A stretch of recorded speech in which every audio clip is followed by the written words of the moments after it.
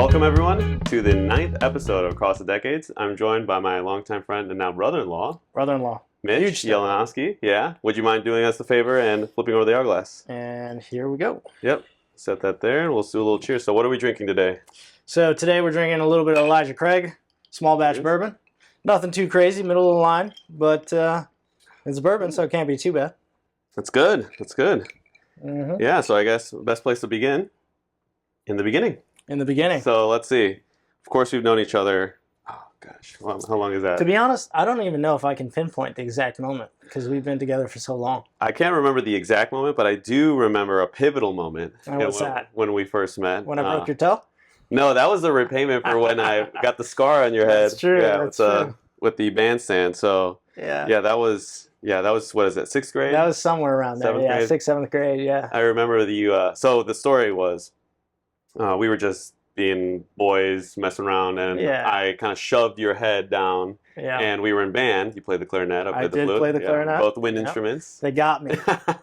And of course, shoved your head into the bandstand, and you had a giant scar. You're bleeding everywhere. I felt terrible. It was not giant. It was. Well, depends on who you ask. Jackie, I think, was extremely upset. Jackie was a little upset. This was one of her first interactions. Yeah, and she's unbeknownst to her with me. Yeah, I mean, I think she'd met you at that point, but she's like, "Who is this guy?" You know. Mm-hmm. So. Don't need to beat him up.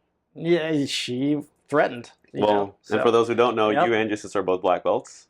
Well. That is something that we do. Yeah.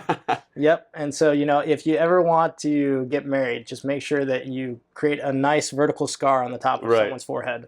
And then their sister will fall in love with you. That's the initiation, right, it seems. Mm-hmm. But that was early middle school. And then, of course, throughout the years, we've become closer, friends. And then into high school. And actually, in high school, that was actually where we were both in National Honor Society. We were. Although, you poor guy. Although we both had a little bit of a different entrance in NHS, let's say. Yeah. Someone got in the first time round, and someone had to beg for mercy. It might surprise you who the answer was. Yeah, I had to beg for mercy. So tell us, what was it like getting into NHS, and then your experience there? Well, I don't know if you know this, but I was a bit of a pompous jerk back in the day, and so No. Yeah. I know, crazy to believe, right? So I didn't get into NHS the first time around because, I don't recommend doing this, I didn't follow the prompt for the essay. And so then I had to go in and talk to them and say, hey, I'm sorry, I was being an idiot. Can I please get into your cool club? Yeah. And then I was cool enough to join. Right. After much supplication and groveling. But yeah, well...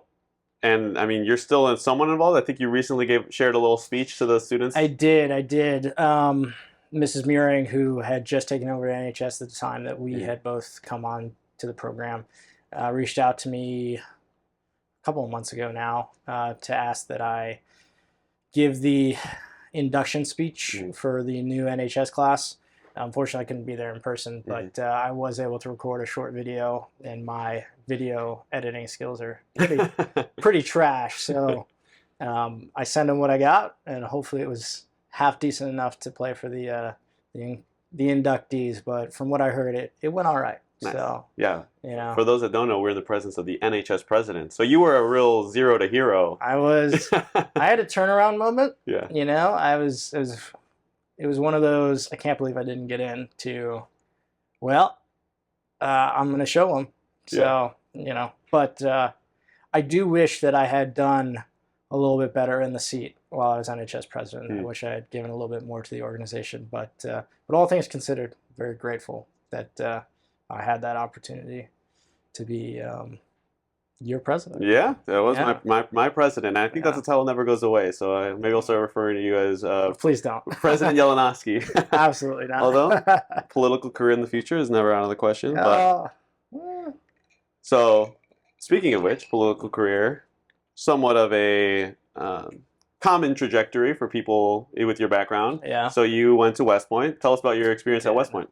I did. It was a long 4 years, but it was a good 4 years. And people often ask me, would you do it again? And I think, on most days, 9 out of 10 days, I would say yes. If you're well rested, if I'm well rested, I would say yes. On the days when I'm out in the woods playing Army, then it can go back and forth. But no, I am very grateful for the time that I spent there, even though it was physically and academically challenging and mentally taxing. So tell us, for those that don't know, what is West Point as an institution? Yeah, so West Point is one of the oldest universities in the country. It actually started out as an Army post and eventually transitioned into a higher education site for officers commissioning into the military. So for those that don't know, the Army and really all branch services are separated into people who go straight in and get into their jobs as quickly as possible, and then some other people who have to do a little bit of education on the front side to get what's called a commission, and then they serve in more managerial roles. So I do think it would have benefited me greatly if I had gone straight in first and then done the commission route. I would have known a lot more than I did, but I was graced enough, blessed enough to be able to go to West Point and spend 4 years getting a degree and then earning a commission through their program to be an officer in the United States Army. So what does that look like in terms of the commission? Do you get to specialize in anything? So no, well, kind of. So it's a little, it's its own language when you get into one of the armed services. There's so many different acronyms and so many different paths that you can take. I mean, it's one of the largest enterprises in the world right now. In the Army specifically, we focus on land operations, so the fight on land. But there are different roles that you can take in order to facilitate that fight. And so we have basic branches is what they're called. So when you come out of your commission, you become a second lieutenant, and then you branch to a certain area. So for my branch, I was aviation. So what that looks like is helicopters. For others, there's armor, which is tanks. There's infantry, which is the riflemen. There's logistics. There's a bunch of different branches that go down the line in support of land operations. So it's a bit of a big pie, but you specialize a little bit in your certain area. And luckily for me, my certain area, I had to specialize a little bit more than a little bit. But for the most part, you commission into the Army as a second lieutenant, and then you get assigned a basic branch, and you go and try to do your best at that job. So you are a Black Hawk pilot, right? I am a Black Hawk pilot on my good days. On my bad days, I do way too much paperwork. Yeah. But yeah, you can't say love you. You can't do those simultaneously. If otherwise, I'm sure you would. But yeah, the Black Hawk is, of course, a helicopter. Yeah. What is it unique about the Black Hawk in comparison to maybe other helicopters that people have seen? Yeah, so Black Hawk, I think, has become synonymous with military operations, specifically from the movie Black Hawk Down, which is not the best movie I want to associate myself with. They should have cast you. No, they should not have. Yeah. No, they should not have. But it's, I think a lot of people think of Black Hawk as the military helicopter. And there are others. There's the Apache, there's the Chinook that all contribute to the flight. The Black Hawk is, I think, the most famous right now. But the thing that makes our airframe special is that we focus on group ground force transport. So like getting soldiers from point A to point B in sometimes not the best conditions. So that's kind of where we differ a little bit from some of the other services like the Navy and the Air Force who use Black Hawks. Is we focus on getting soldiers into the fight. Gotcha. And so, of course, touching on fight, and of course, the experience that you have to garner to be able to maneuver not only extenuating circumstances, but also unpredictable circumstances, I'm sure. You have to be both mentally and physically prepared for whatever might come your way. What does West Point do to prepare, students into becoming officers? And what does the training look like? Well, that's interesting you say that, because West Point sometimes gets a bad rap for ring knockers. So like people who use West Point as kind of a crutch when they're in the Army, and I don't know, hopefully I'm not one of those people. I don't know. In what way? I am. but like, it's the title that it brings with it, so. But what I will say is I am very grateful to my time at West Point. I think the biggest thing that they instill in a lot of young officers is time management, because you are consistently and constantly harassed by an innumerable amount of tasks that you have to complete with not optimal efficiency, but the best efficiency that you can put forth. Mm-hmm. So it is a little bit of a trying time for the first couple of years when you're trying to balance everything that they throw at you, and then at the same time learning how to follow. That's something that I think is very missed for a lot of people who come into the Army and try to commission at the outset, because we're expecting to be in this managerial leading role, mm-hmm. And then you get humbled very quickly and taught how to follow your leaders, which I think is absolutely important when it comes to getting into a fight. Mm-hmm. So, yeah. Those who are not humble will be humiliated. It's one of my favorite I was humiliated many, many a time. Yeah. So, which was good. I needed it. Yeah. Yeah, and I think a lot of people who go there do, and it's good. Yeah, order is good, and I know that there's a typical trope of the person that goes into the Army or some sort of military branch that's lost and maybe disoriented. Yeah. They'll orient you right away when you enter that kind of work.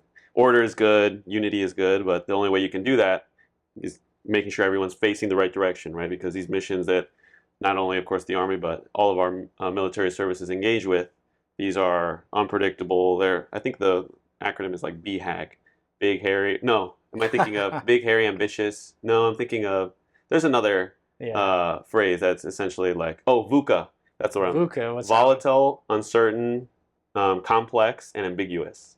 That certainly spells it out. Yeah. So it's there's a lot that you can't anticipate. You can only try and prepare situationally, or you can't prepare for a situation, but you can prepare yourself so that when you encounter different circumstances, hopefully you're as best prepared as you can be. But yeah, a lot of people will go in, and the typical trope is, of course, they come out and they're, focusing on the good and ordered, and they do their chores and tasks around the house and all those things. Whereas, people go in and they kind of get get broken into, right? Make sure that they're focused on the right things. For sure. And it definitely points your focus. So. Yeah. And of course there's, the camaraderie aspect. Yeah. This isn't just some, paperwork operation, although it might seem like it on some days, I'm sure for you. Some days it does, but no, you're right. It is very much a people business. I mean, I hate to get a little somber on you, but every time we go do something, people have died in the past, and it's very sobering to think about that and to realize that you're responsible for making sure that that doesn't happen to the best of your abilities. So, yeah, it gets very sobering very quickly. Oh, I'm sure. In terms of building that camaraderie, though, I know one of the big aspects that's associated, maybe the Army or maybe the military more generally, is smoking cigars. One of the big moments that I remember was one of the first pictures of you that came out at West Point was you smoking that cigar. Very bombastic looking picture. Oh, it was super bombastic, but it was awesome. Yeah. It was. So that is probably my favorite tradition from that place. Mm-hmm. And yeah, a lot of people give us crap for that one, but it's a good tradition. We get on in the mess. There's this giant mess hall, and all of the cadets from across the classes are in this mess hall. And on Christmas dinner day, we get up on our seats and we sing the 12 Days of Christmas all the way through.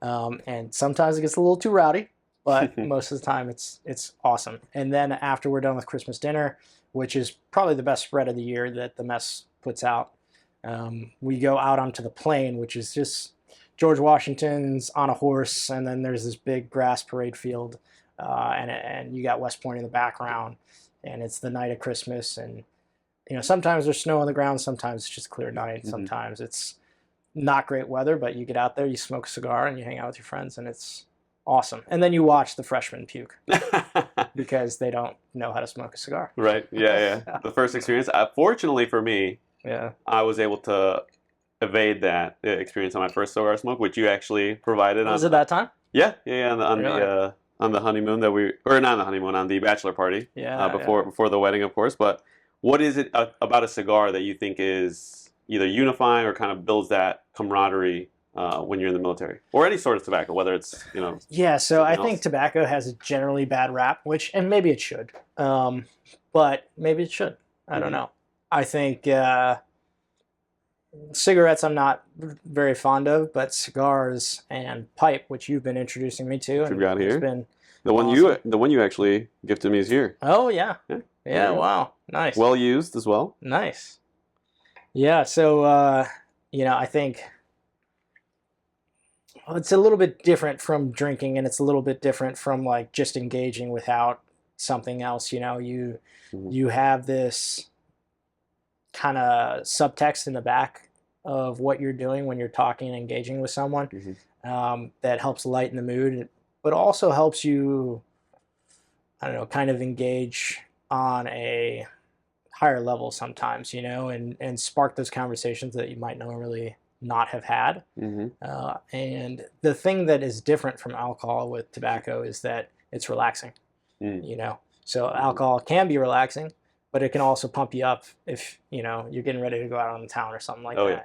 With a cigar or with pipe smoking, it mellows you out, I think, and allows for you to kind of have this reduced anxiety, but still have that focus to bring you into a conversation, to have a good time and enjoy what you're doing. Yeah, gives you something to do. I think if you're sitting across from someone, the space matters, right? It'd be different if we were having this podcast and there were a table in between us, right? It seemed a little bit more, not necessarily well, I guess in the definition of confrontational, right? It'd be you and I front each other. Yeah, and then of course the pipe kind of gives you also time to think, or a cigar also does, right? Because you have to smoke it. You actually have to close your mouth. Exactly. And take in whatever others are talking about. So for sure. So that was your first cigar when you were in the military, or? Yeah, that was my first one. Christmas dinner my freshman year. Okay. I did not puke for those. Just in case anyone was wondering. Yeah, just in case you wondered. Yeah. But it was close. So you had smoked a cigar, but of course pipes are prolific in actually a movie that you're a big fan of, Lord of the Rings. Oh yeah, prolific. Yes, everywhere that you see, of course, the very famous church warden that is smoked. Yeah. In Lord of the Rings is iconic. Many people that get into pipe smoking will take a look at that. But what is it about, let's say, Lord of the Rings that appeals to you? You're a big fan of it. You watch it often. I watch it a little too often, probably. Yeah. I mean, I'm one of those guys who finds relaxation in habituation. So the things that I do like, I tend to do quite often, and the things that I don't like, I tend to not do as often as I can. So, I think man is a creature of habit. Man is a creature of habit, and I am certainly no exception. For the Lord of the Rings specifically, I think I saw it for the first time right after it had come out, so in the late 2000s, with Pops, and it was one of those formative movies that I really enjoyed watching. It had a good adventure, which is a staple for me. Movies got to have a good adventure, and it also resonates on a moral level, I think, and on a nostalgic level for me. So it empowers people doing the right thing to do. It empowers going on an adventure, and it's just a damn good movie. Yeah. So set of movies, and so I watch it often. I've got a series of movies that I watch often, and it brings me calm. It brings me relaxation. It reminds me of who I think I ought to be rather than who I am. So those are distinct. I like the point that you said about adventure, and of course the moral aspects of Lord of the Rings. Yeah. There's so many exemplar figures in the movie of Lord of the Rings, right? There's Gandalf, Frodo, Sam. There's a lot that you can learn, even from the not so exemplar characters like Smeagol, right? But you brought up a point that actually I think Jordan Peterson kind of talks about is the spirit of adventure. Exactly. Especially important in the story of Abraham. You know, 100%. you might be living in the Shire. You might be living in a whimsical, you know, carefree place. Carefree place, exactly. And then all of a sudden, you're called out of moral duty and obligation to leave, get up and leave. You know, and you're called to do that. And what is it that process looks like? What is the undertaking that's required of you in terms of transforming you from, you know, Frodo in the beginning of the movie to Frodo at the end of the movie, right? And well, yeah, and I mean, you know, maybe that's part of the reason that I got up and left, and I've been gone for 10 years now. Mm-hmm. You know, I don't know. So, but there is one thing that is certain, is that there is pipe smoking throughout that entire trilogy. What got you into smoking the pipe? I'm asking, because I know you sent me that article, and you know, we had the cigar a year ago almost now. So what actually got you into it? So similar to the point you were making about cigarettes, of course, there's different tobaccos, and cigarettes are very appetitive. They feed the appetitive part of the soul, which is just, I need something and I need it now. I mean, you could also take Zyn or tobacco pouches in a similar sense, where it's very feelings based. I need it immediately. Cigars are very kind of thumatic, I think is the word, where it's appealing to the senses of the visual aspect. You know, cigars are very bombastic. You know, they kind of draw attention.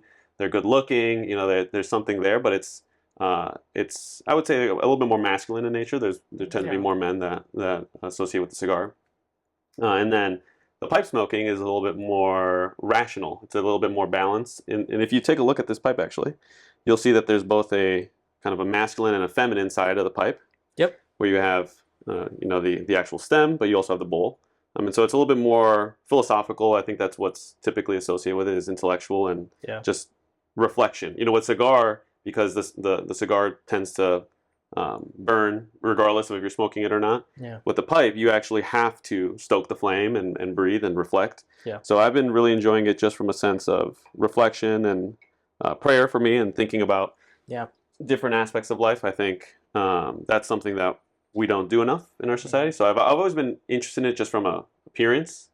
But I think with how much our current day and age is all about go, go, go, there's a lot to be learned about just slowing down, just being silent, reflecting, thinking about yourself, the world around you, how you could do a better job, how you can grow, all those things.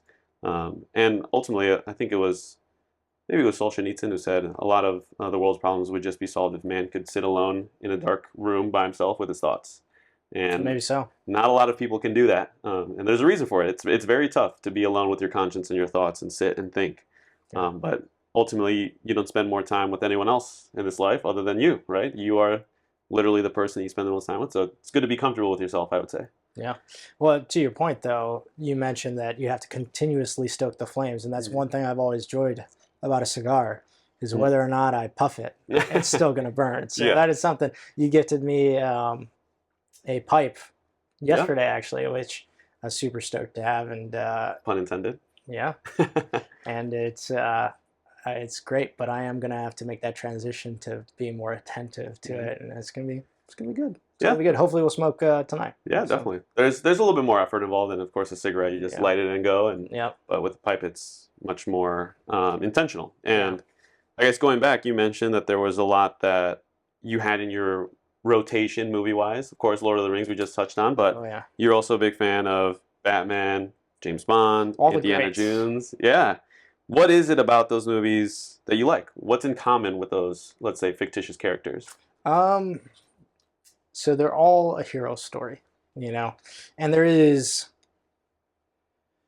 I mean, similar to Frodo's journey in The Lord of the Rings, you have to get up and go somewhere and go do something, you know, and you can't stay stagnant. Otherwise, you're going to have life eat you alive, you know. So I think they all share that in common, and there's also this moral underlay that is not immediately apparent, and sometimes the hero doesn't even adhere to, in several instances does not adhere to, but that kind of calls him back to what needs to be done. And I really enjoy that. I mean, you know, we share a movie that we really like now. It's Kingdom of Heaven, but in that movie too, same same thing. You know, he's called from where he is to go do something, and he does that something, I think, half decently well, even though along the line he gets pushed off the path and has to re-narrow his focuses, you know. And I think that is a good model because, I don't know, it brings me a little bit of peace because, you know, I think we all fall off the path. I fall off the path quite consistently, unfortunately. But, you know, it's good because you can get back on it and then go have your adventure. And that's, I think that's what it's all about. Yeah. And plus, they're just damn good movies.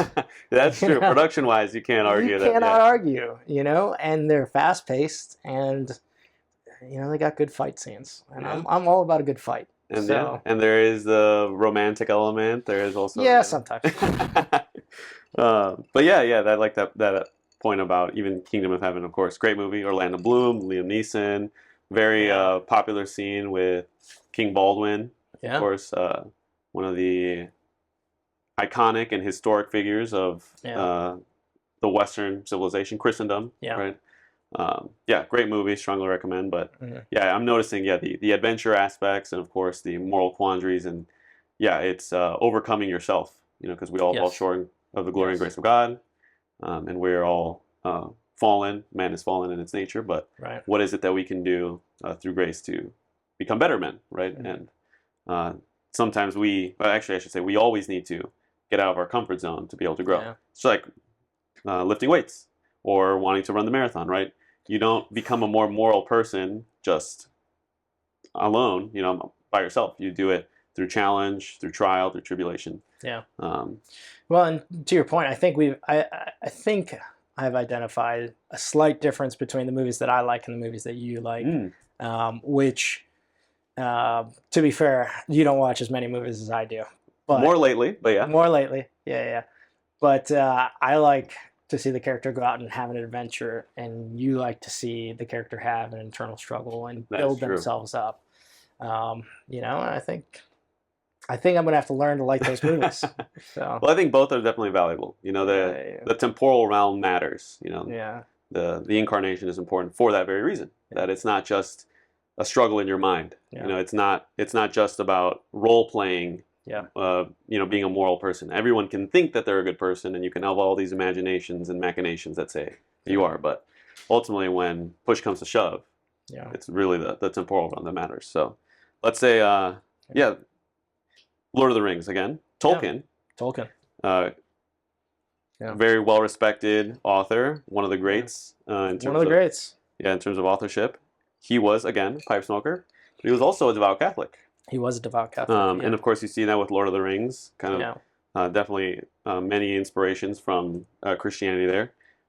What has Christianity been or meant to you in your life, and what role does it play?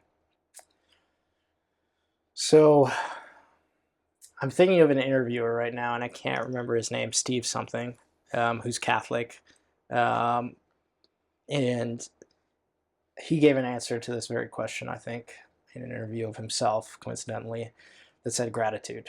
I'm not good at gratitude. And in fact, I think I struggle with entitlement far more often. But, you know, Dad and Mom have been always pillars of the faith for me. Just like on Jackie's episode, you know, Mom and Dad, always there, even keel. And so it has...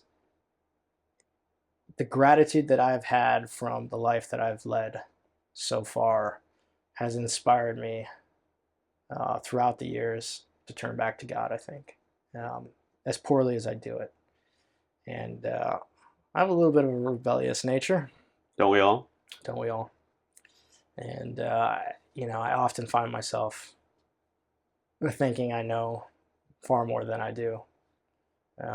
But...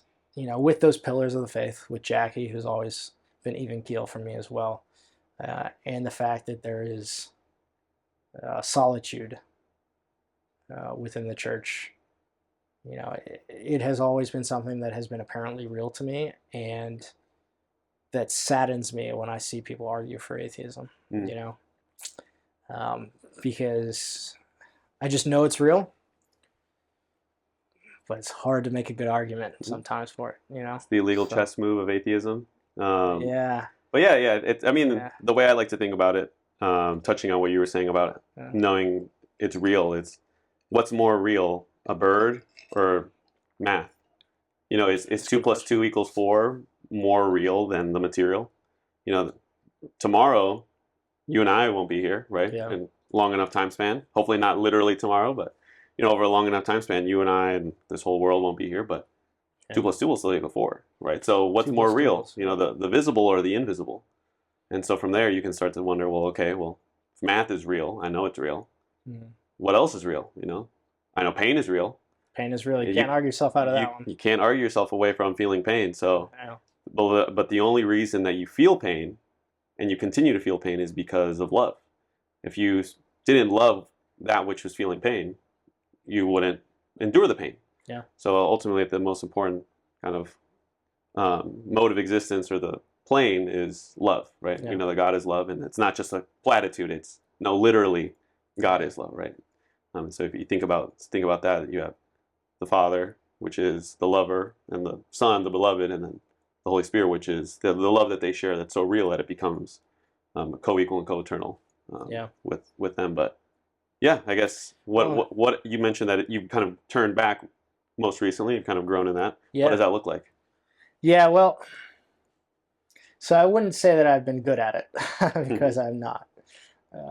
But you know, to finish that quote from just a second ago, the graciousness has to be for your entire life, right? For the good moments and the bad moments, and you have pain because of the love, and you know you have to love the bad moments. And I think recently, you know, when we had issues in our family and stuff like that, I'd still remained in faith and things like that, and talked about faith and those types of things, but my education in the faith was a little lacking. And I think what did you call it? My dalliance with Protestantism or something like that.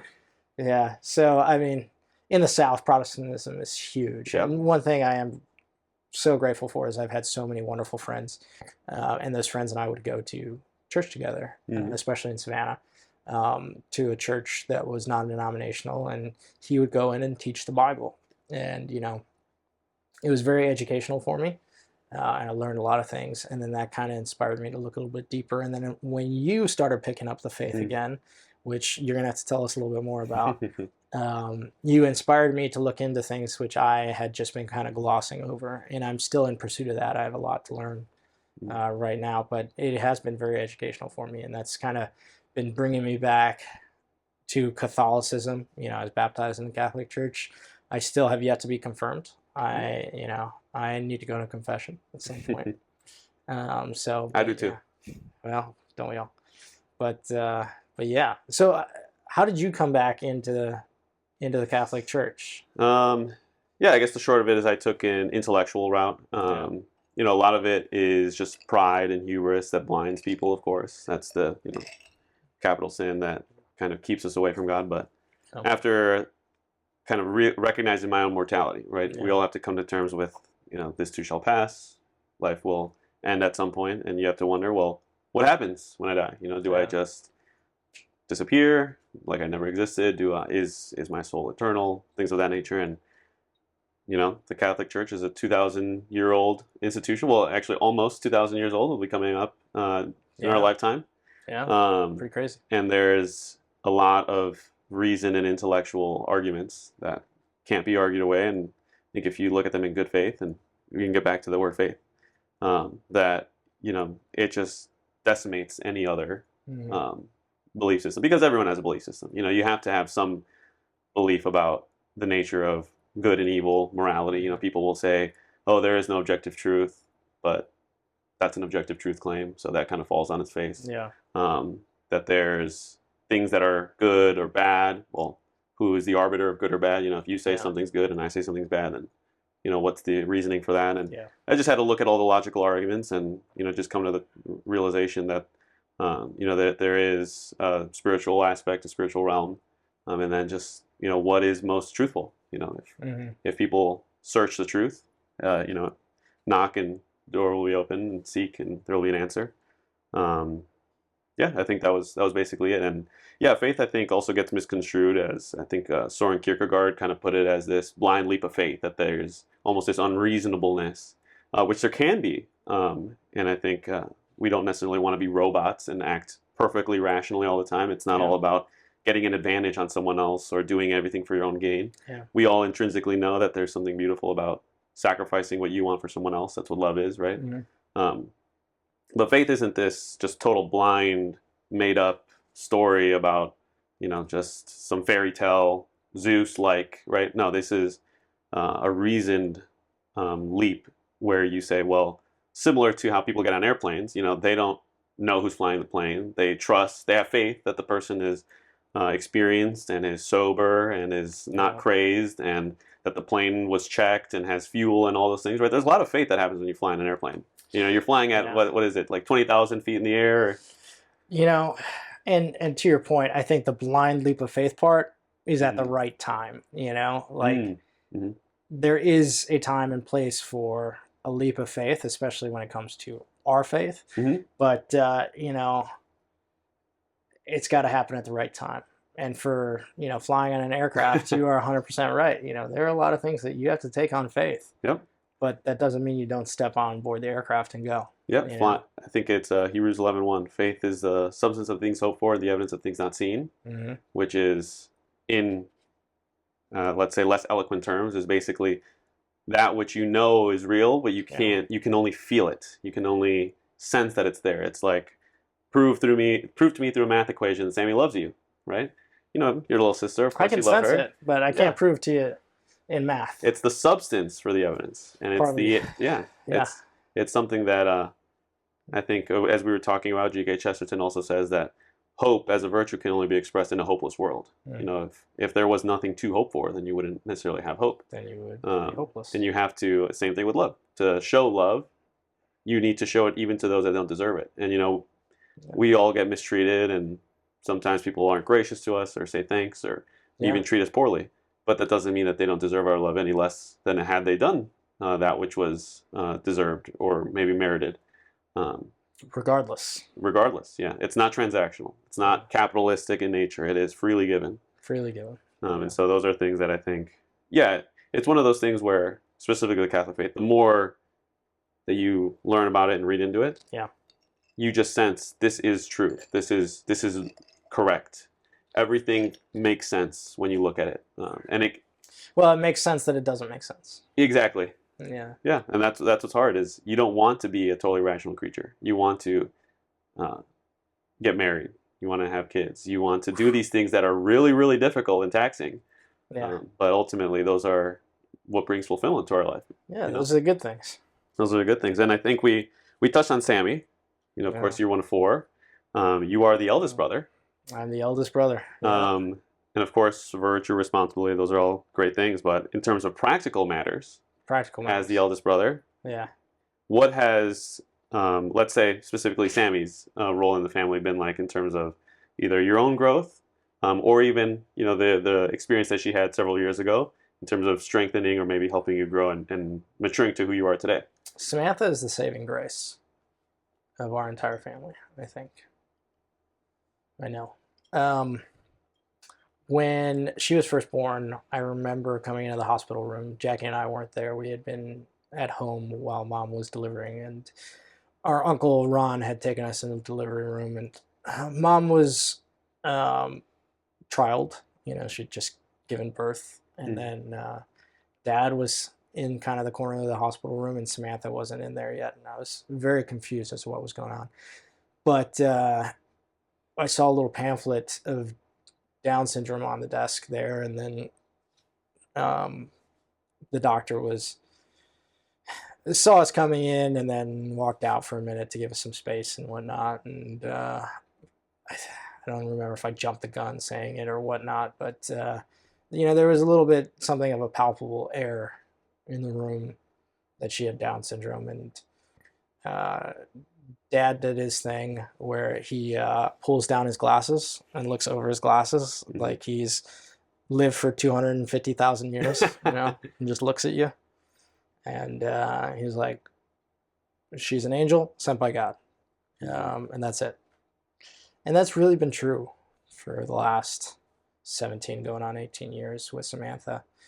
We've had our fair share of trials and tribulations, and her health has always been a concern for us, and it was especially so a concern in the last couple of years. But she has been, I would say, the glue of our family. I mean, she provides a common purpose for all of us. I mean, if I had nothing right now, I would still have the ability to help and take care of Samantha, you know, and that is something that I think has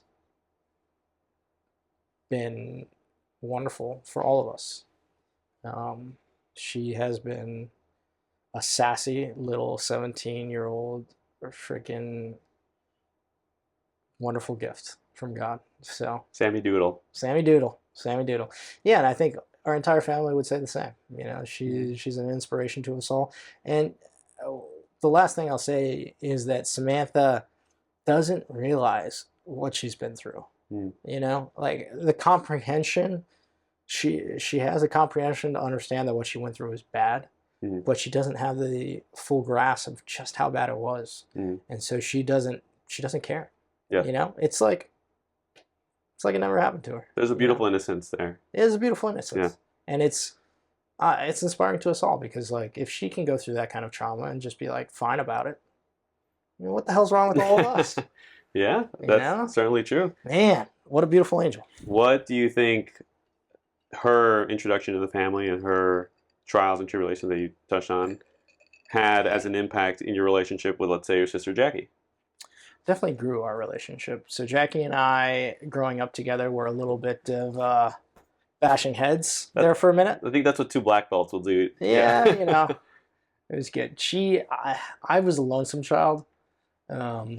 Not that I was lonely, I just liked my solitude. And Jackie was a social butterfly, as my mom and dad call her. Prom queen, if you will. Prom queen, if you will. You know a little something about that, having taken her to prom. But she loves to talk. She loves to be with people. She loves to engage. And I've never been that good at that kind of thing. You know, I've always struggled with social situations, and I have grown, hopefully, a little bit better. But I always wanted my space, man. Get out of my room. Get out of my room. And so what I would do is I would pick her up. She would come in, sit down, plop down, and immediately start talking to me. Meanwhile, I'm doing something stupid instead of engaging with my sister, like you start yapping. Math or something. Yeah. And Japanese. I'd toss her over her shoulder, and I would take her back to her room, set her down on her bed, come back into my room, close the door, and then go back to whatever I was doing. And then 2 seconds later, I mean, it was a game of... But to answer your question, after getting on a tangent, it grew our relationship. Jackie and I are a lot closer than we were as kiddos. And, you know, having Samantha in our lives really gave us something to bond over, to take care of, and to help with, and to love. And I think that was really nice. Yeah. It was really nice. Yeah, the object of love cannot be internal. Yeah. You know, love pulls you out of the black hole that is egocentrism or narcissism, right? If you just love yourself, you'll just... I think the quote is, a man wrapped up in himself is a small package indeed. So you need love to be outside of you to give. You know, then the more you give, the more there'll be, in a paradoxical way. Yeah. And I've always had that problem. Jackie has not. Jackie pulls everyone out of their shell. So yeah, that's true. Good. Yeah. No, Jackie's a wonderful, wonderful person. Yeah, no, I totally agree. And I think to see the flip of that, I'd like to get your perspective on, you know, we were touching on virtue, responsibility, morality, the spirit of adventure, growth, all of these great things that I think people should think about. If you had to define what makes or what is a good man, what would you say? So this one's tough. I honestly don't think we have the tools to adequately define it, but I think we can describe it to where you kind of get a sense. Like you were talking about sense just a second ago. You don't know exactly what it is, but you know it's there. And I think that starts with examples. So like I'm sure you've experienced good men in your life, and I have too. And that's given me examples to follow in after. And I told you the other day that I use movies as examples too, and the movies that we talked about today. Oh yeah, definitely use those. But I think it's kind of a journey, and I think that journey starts with realizing that you're not exactly all that great. You know, it's not about you. It's not about you. You know, you start with understanding that you have a dark side, and you start with understanding that you're not who you should be, and that you could be better. And once you make that realization, you understand that there is a call from God for you to be better, and a responsibility that you have to undertake to do that. And then once you realize that there's a call and a responsibility, you know, you have to have that courage to take that step to being that person every single day. And once you have that courage, you start building the strength to be a protector, the strength to be an upright man, the strength to make good moral virtues or good moral decisions, the strength to do the little things well with joy and pride every single day of your life. And, you know, and then once you've got all that, you do it gently. And I don't know. I think those are a good starting block descriptors. I honestly don't know.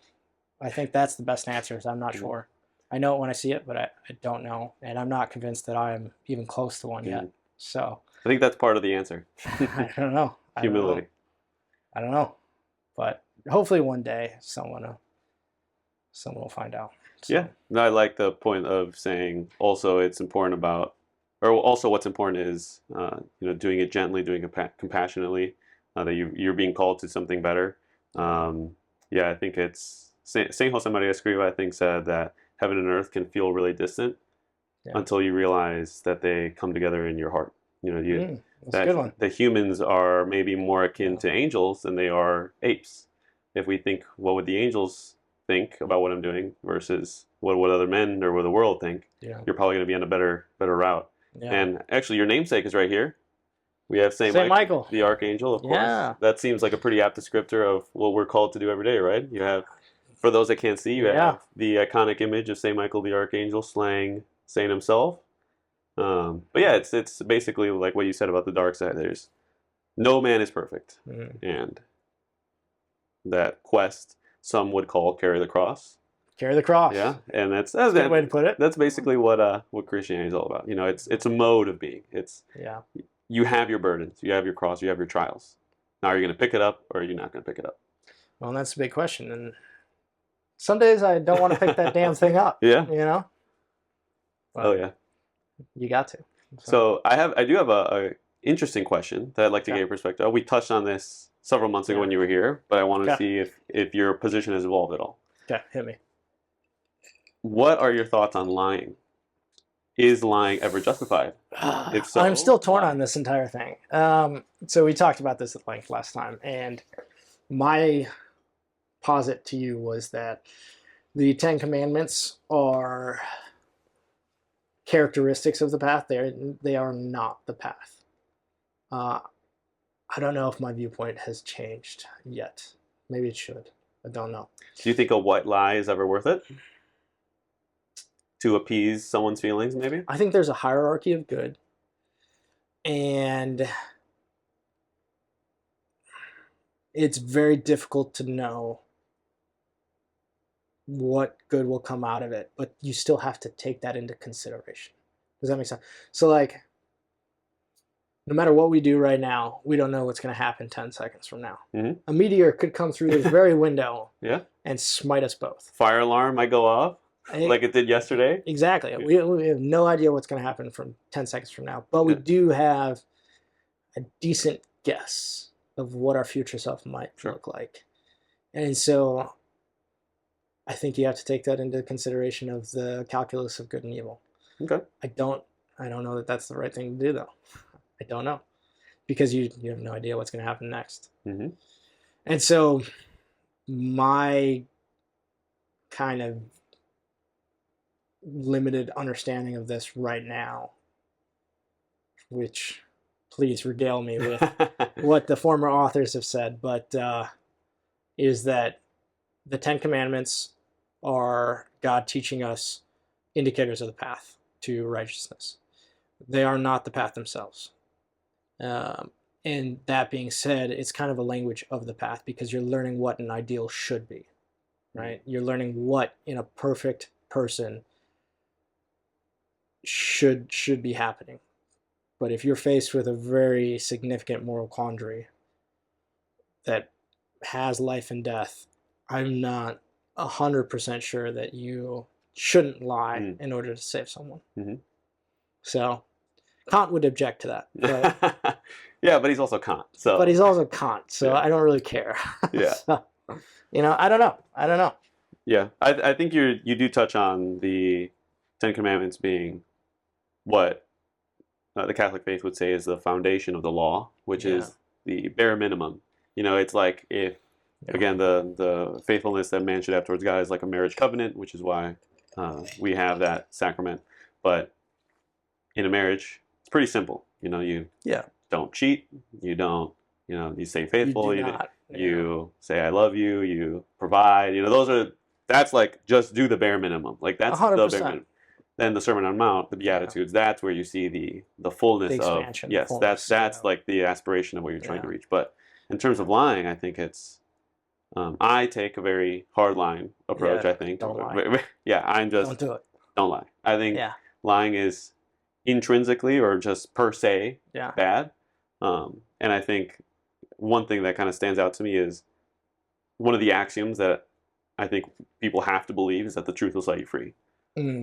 And if you truly believe that the truth will set you free, there's no room for lies. It's not the truth will usually set you free, or that most of the truth will set you free. It's no, the truth will set you free. And I get your point in 99.9999% of situations.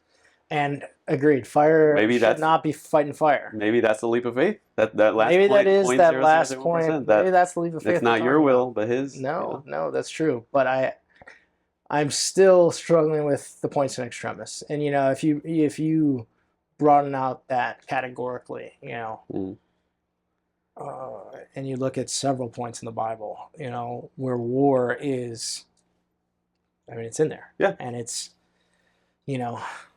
was that categorically wrong for them to kill those other people?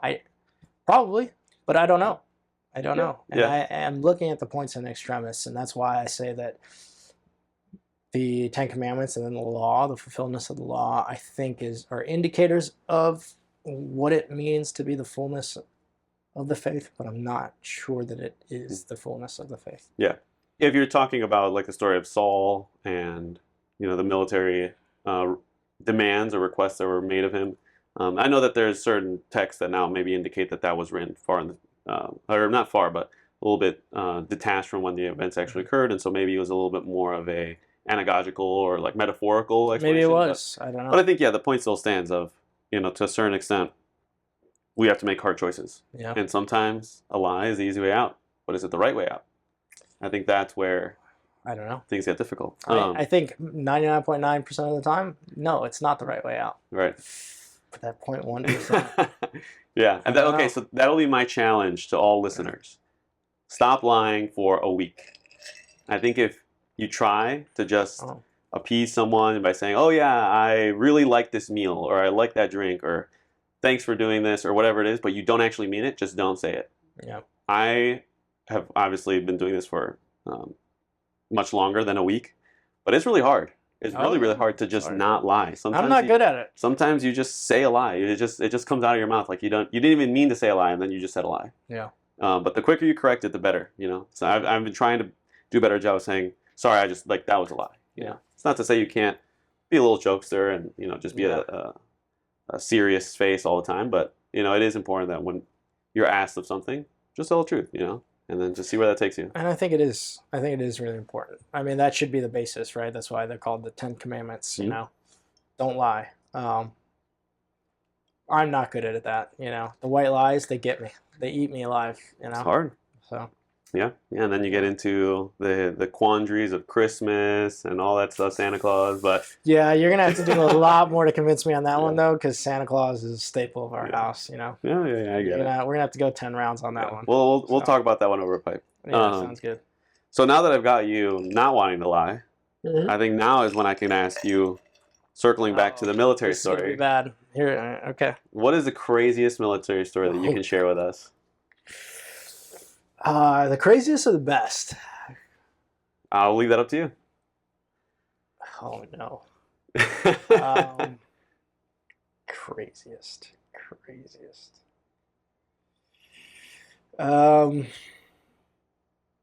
You know, okay. Here's a classic that I tell quite often. I wouldn't say this is the craziest, but maybe I'll follow it up with like a cool story. I don't know. So, you generally have in the military, you have people at the extremes, right? You know, you have people who are willing to go a little bit further than maybe your average person to go do something, and it might not always be a little bit right in the head, right? And maybe I wasn't a little right in the head, but I don't think any of us are. Yeah. So we're about this, and this is a fairly PG story, but we're, I don't know, 10 days into a field problem. And for those who don't know, when I say field problem, I just mean we're out in the woods doing army things, and we're in this thing called a patrol base, which is basically just a security area where we're kind of in a triangle, you know, just watching the outsides to make sure no one sneaks up on us. And it's all for training. None of this is real. I'm in college at the time, and you know, the cigar was the first time I'd been exposed to tobacco, and so you know, I was fairly innocent to all these things, and a lot of my friends did dip at the time, and so dip was going around. Everybody was using dip to stay awake, all those kinds of things, you know, and I'm like, all right, what the hell? I'll try it just to see what this kind of tobacco is, and I took some dip and I put it in my mouth, and I have not done dip since, because we had this thing happen to us called RD Simmed, where they throw in fake artillery. And so you get these loud explosion sounds, and you have to get everybody up, and you have to run a couple of miles. Not run miles, but you have to move a couple of miles to seek shelter and stuff like that. Anyways, I had it in for about 5 minutes, and I was starting to get a little dizzy. I didn't know that you were supposed to spit it out. Oh, no. So I was swallowing the dip and whatnot, and my buddies are just laughing at me, you know, because that's the humor that you have in the military. Everybody's, you know, if they can pull one on you, they're going to pull one on you. Oh, and yeah. So we get RD simmed, and we stand up. I throw on my rucksack, which was fairly light at the time. It was like 30 pounds, and I got my rifle and whatnot, and I take off sprinting. And I make it about like 5-6 feet before I just face plant right into the ground. And I look up at my buddy. He's just laughing at me. I'm like, you suck. But I'm too dizzy at that point, so I spit it out. And then he helps me up, and we all like go the couple extra miles, and I am just rough. I am thinking I'm going to puke the entire time, you know? The Nick.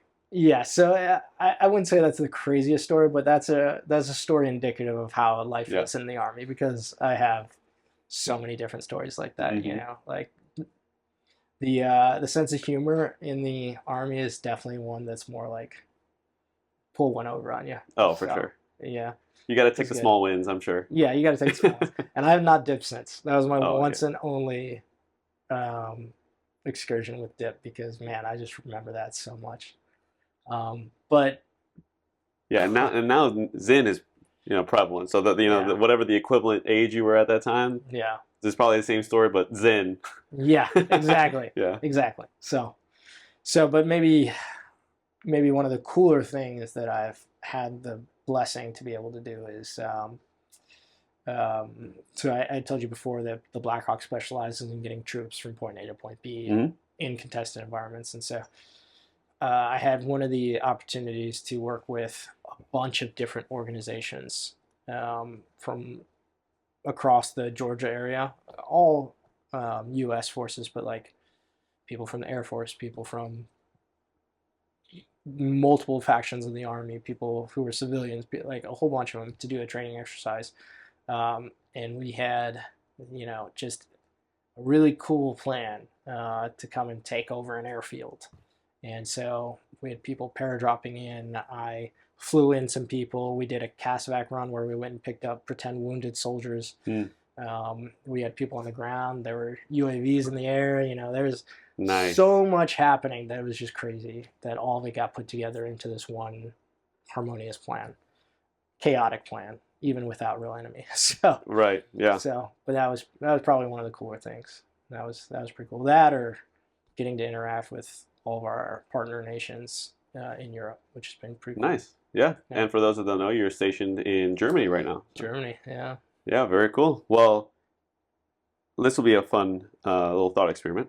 Okay, hit me. What do you think you would have done had you not gone into the military? I honestly have no idea whatsoever. So my degree is in engineering. I cannot see myself as an engineer, and I am struggling with what I would do on the outside if I were not military. I don't know. Yeah? I don't know. It'd be a weird transition, and I think it will be a weird transition. When the day comes. Yeah, because I'm so used to it now. I mean, I spent 10 years since I was 18 years old doing this. So I don't know, EMS, law enforcement, something like that probably is where I would have ended up. Well, you have the kind of inspiration from family members that have also been in the military. 2 cousins. Yep. You have 2 cousins who served in Afghanistan and Iraq, respectively, who were great inspirations to me, and I admire them both deeply for what they've done. But yeah, I have no freaking idea. You would have been the James Bond follow-up after Daniel Craig, maybe. I'm not tall enough for that. Maybe Tom Cruise then. Maybe Tom Cruise. Maybe Tom Cruise. Yeah. So I guess a good segue to wrap up. This one just came to me.